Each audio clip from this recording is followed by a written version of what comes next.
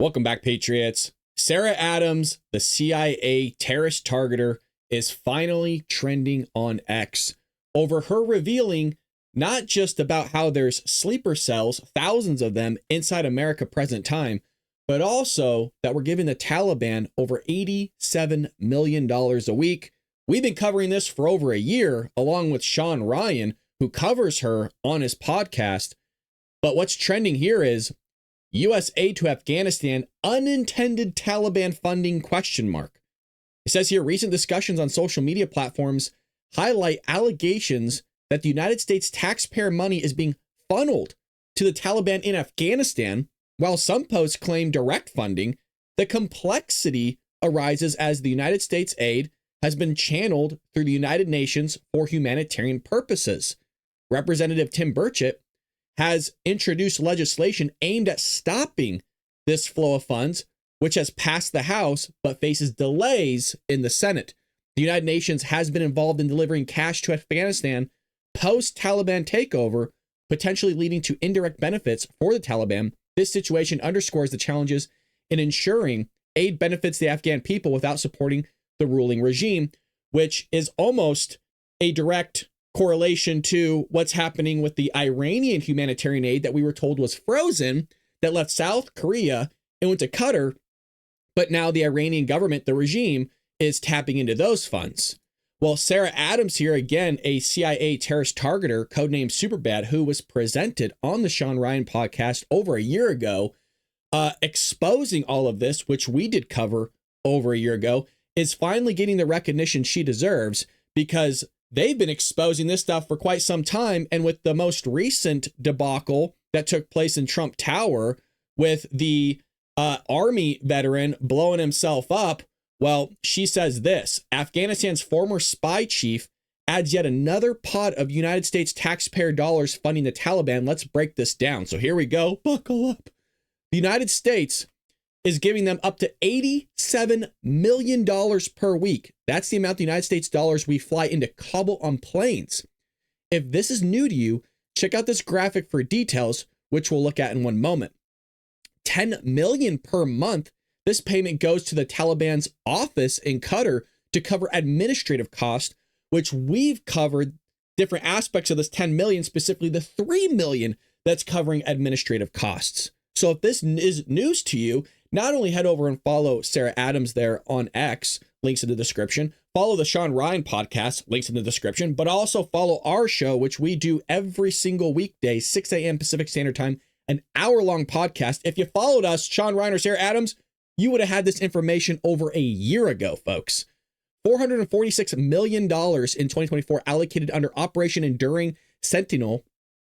For those unaware, OES is a United States military operation aimed at counterterrorism efforts, particularly focusing on preventing terrorist organizations such as Al-Qaeda and ISIS from reestablishing safe havens in Afghanistan and other regions. Yes, seriously.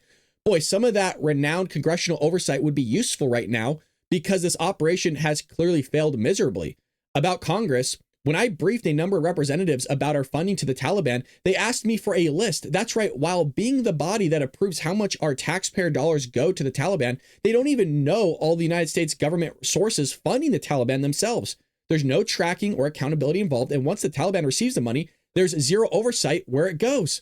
Gosh, that sounds a lot like what they're saying regarding the Iranians about giving them $10 billion, not to mention the fact that the Biden-Harris administration is not implementing the sanctions that we've imposed on Iran regarding the oil that they're getting from Iraq that's helped them process up to $200 billion plus in the last 4 years. So we can all thank Biden for everything that's going on here pretty much present time.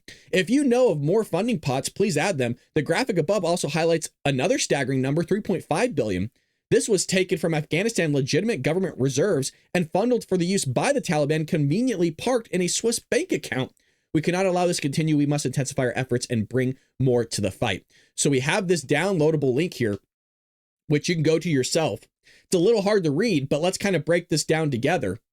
It says here, $7 billion, the money that belonged to the Afghan people. This is in the Afghan Bank Reserve, and that's being funneled down to $3.5 billion, was taken by the Biden administration for the victims of 9/11. None of them ever received a dollar. $3.5 billion was taken to a Swiss bank account managed by the U.S. government, a Swiss official, and 2 Taliban-friendly Afghans. The Taliban is able to pay government officials and state debts from this money for electricity. Wow. So that's just going to a Taliban administration. So you're seeing the funneling there of the $7 billion. Well, here's the $40 million every week arrives by plane for aid. We'll put that in air quotes from U.S., European Union, United Nations. 28 million, about 70% of that every week is used for Taliban administration, mostly military and security costs like the Taliban army, the GDI, and the police expenses. This is wild. All this money is used against the people of Afghanistan, by the way. Then 30% of that money, $12 million every week, is used for NGOs. You got to put NGOs in air quotes. Come on. Run by the Taliban. All aid goes to Taliban families. From this money, the families of the Taliban martyrs are paid. So the West is now paying for every Taliban who was killed in the past 20 years while attacking Western soldiers. We are actually funding those that fought against American troops. Well, check this out. Up to 47 million every week, again, arrives by plane to fight ISK, refers to the ISIS dollars, part of the Doha agreement. This is going to the prime minister, the deputy prime minister, leader of the Taliban intelligence, Minister of Interior, funding for training camps for 25 plus groups that are not just, you look at these training camps, they're broken up into specialties, if that's what you want to call them. Suicide bombers, sleeper cells, those that are building the vests, all sorts of stuff. Supreme leader, you also have the head of Al-Qaeda operations. Last payment goes to the Biden family. Remember, Biden's son is still alive. Our government believes he's dead. Well, Sarah Adams says he's still up, running and operational, kind of running the brigade. Now, from there, you have, where's Tim Burchett here actually posted? Here we go. He says, I passed a bill to stop Americans from funding the Taliban. Every week, we send them through various routes millions of dollars. Well, here's Sean Ryan himself a while ago talking about this 40 million and something else. Here we go.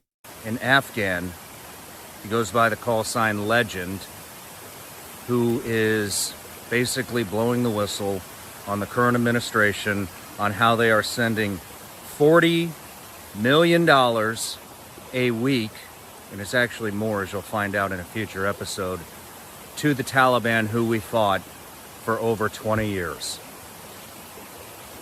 If I ever needed you guys to help me get the word out, this is it. And I took that seriously because I covered it here on the show and we talked about it at length. And sadly, from a soldier blowing himself up, shooting himself in the head, whatever theories you want to go with that, we have covered some here on the show. Finally, the truth is getting out to the American people. And finally, they're being notified of the fact that we're giving our enemies a lot of our money that you're all working for, by the way, that should be going to you.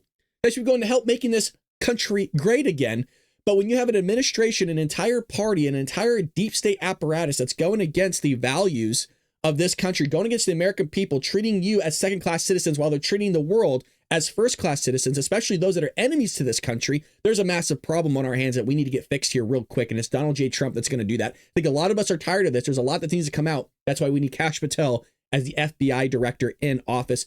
That way he can expose everything that's been going on. We need Pete Hegseth as the SecDef so that he can actually figure out our military and stop this woke crap from taking place, but also stop giving our money to freaking terrorist organizations, whether it's the Iranian government, whether it's the Taliban, whether that money's being funneled to Hamas, the Houthis, whoever else is blowing up freaking our allies. It's blowing up our merchant vessels, our allied merchant vessels. All this stuff is taking place and it needs to be exposed. And that's what we're trying to do here on the Bald Brad Show, folks. Like I said, we do a show every weekday, Monday through Friday, 6 a.m. Pacific Standard Time. We do an hour-long podcast. There's a ton of patriots in the chat, and we would love for you to join us during our live show with everybody else. Again, that's Monday through Friday, 6 a.m. Pacific Standard Time. Hit that like and subscribe button so you're notified whenever we go live. Make sure that bell icon says all notifications so you're up to date on everything. We're also live on Rumble, on X, all social media platforms, folks. Thank you so much. Hit that like and subscribe button. I'll see you next time here on The Bald Brad Show. Take care, patriots.